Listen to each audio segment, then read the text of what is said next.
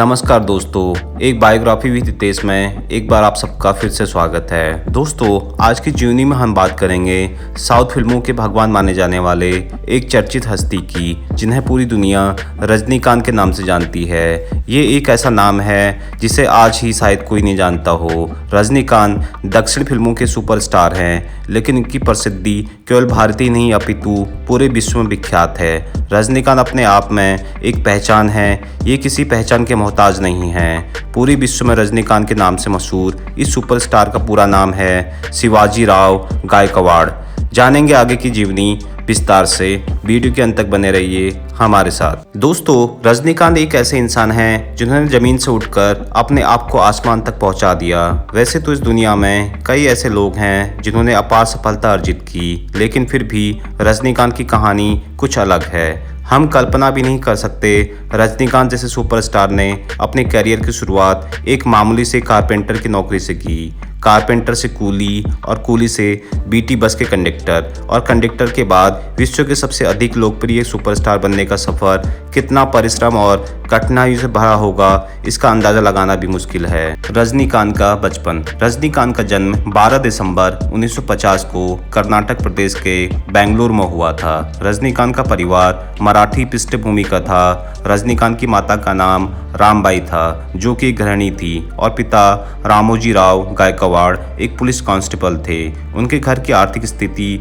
ज़्यादा अच्छी नहीं थी। दोस्तों, रजनीकांत मराठी पृष्ठभूमि से नाता रखते थे, इसलिए उनका नाम महावीर योद्धा छत्रपति शिवाजी के नाम से रखा गया था। रजनीकांत अपने 4 भाई बहनों में सबसे छोटे थे। रजनीकांत ने बचपन में ही महज 5 साल की उम्र में ही अपने मां को खो दिया था। रजनीकांत की शिक्षा। रजनीकांत की शुरुआती शिक्षा Gavipuram government Kannada modern primary school में हुई थी। रजनीकांत उस समय पढ़ाई लिखाई में विशेष रुचि रखते थे। रजनीकांत की बचपन से ही आध्यात्म में भी खासी रुचि रही, जिसके कारण उनकी बाकी की शिक्षा रामकृष्ण मठ में हुई थी, जिसका संचालन रामकृष्ण मिशन द्वारा किया जाता है। रामकृष्ण मिशन के संस्थापक रामकृष्ण परमहंस रजनीकांत का बचपन से ही कला के प्रति विशेष रुझान था, जिसके चलते हुए मठ में होने वाले कई सांस्कृतिक प्रोग्राम में भी भाग लेते रहते थे, जिससे उनकी रुचि कला के क्षेत्र में और गहरी होती चली गई। उसके बाद शिक्षा रजनीकांत ने आचार्य पाठशाला पब्लिक स्कूल से प्राप्त की। स्कूल में पढ़ाई के दौरान भी उन्होंने नाटक आदि में भाग लेने का काम जारी रखा था। रजनीकांत का कार्य क्षेत्र। दोस्तों, हम सोच भी नहीं सकते कि अपनी शिक्षा पूरी होने के बाद अपने जीवन की शुरुआत एक कारपेंटर की नौकरी से की, फिर कूली का काम किया और इसी बीच में बेंगलोर ट्रांसपोर्ट सर्विस में भर्ती निकली, जिसमें रजनीकांत को सफलता प्राप्त हुई और वे बीटी कंडक्टर बन गए। इस नौकरी से रजनीकांत को आर्थिक सहायता तो मिली ही, लेकिन फिर भी शायद ये मुकाम नहीं था जहां रजनीकांत को जाना था। कंडक्टर की सर्विस के दौरान भी उन्होंने अपने अभिनय तथा कला की रुचि को बनाए रखा, जिसके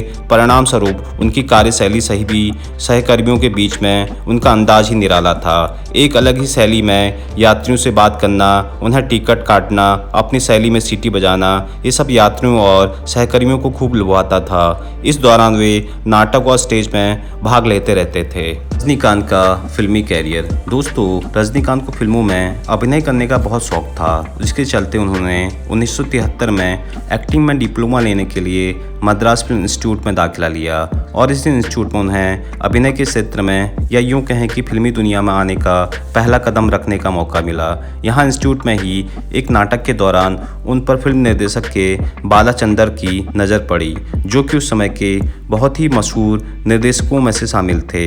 वे कहावत सच है कि एक हीरे की परख जौहरी को ही होती है। बालाचंदर जी रजनीकांत के अभिनय से बहुत ज़्यादा प्रभावित हुए। इतना ही नहीं, उन्होंने रजनीकांत को अपनी फिल्मों में एक अभिनय का प्रस्ताव भी दिया, जिसे रजनीकांत ने तुरंत स्वीकार कर लिया।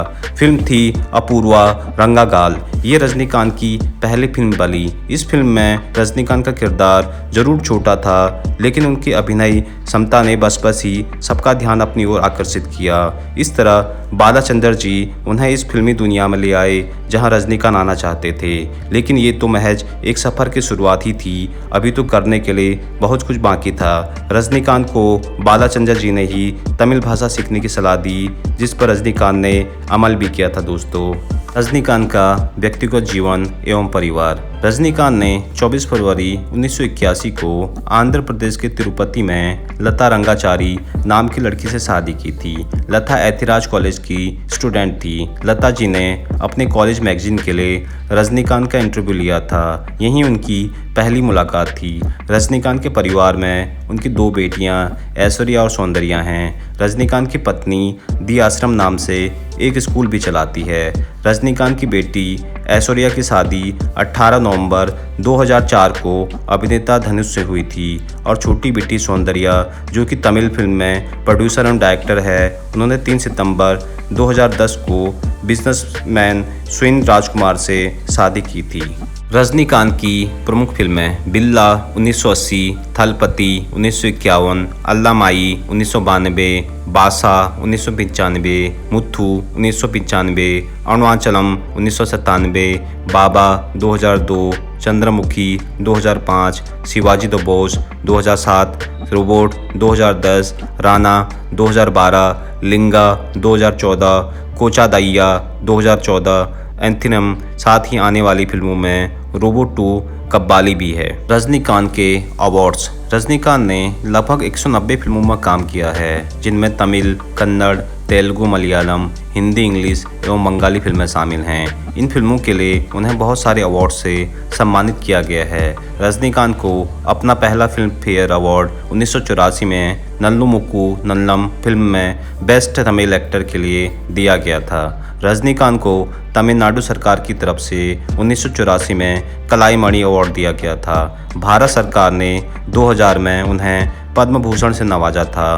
2011 में एनडीटीवी ने रजनीकांत को मोस्ट स्टाइलिश एक्टर का खिताब दिया था। सन 2016 में पद्म भूषण देकर उन्हें सम्मानित भी किया जा चुका है। ये थी दोस्तों आज की जीवनी दक्षिण भारत के सुपरस्टार अभिनेता रजनीकांत की। आशा करता हूँ कि आपको उनकी जीवनी पसंद आई हो। इसी के साथ दीजिए अपने दोस्त हितेश को विदा। जल्दी मिलते हैं अगले भाग में एक नई शख्सियत की जीवनी के साथ। जय हिंद, जय भारत, वंदे मातरम।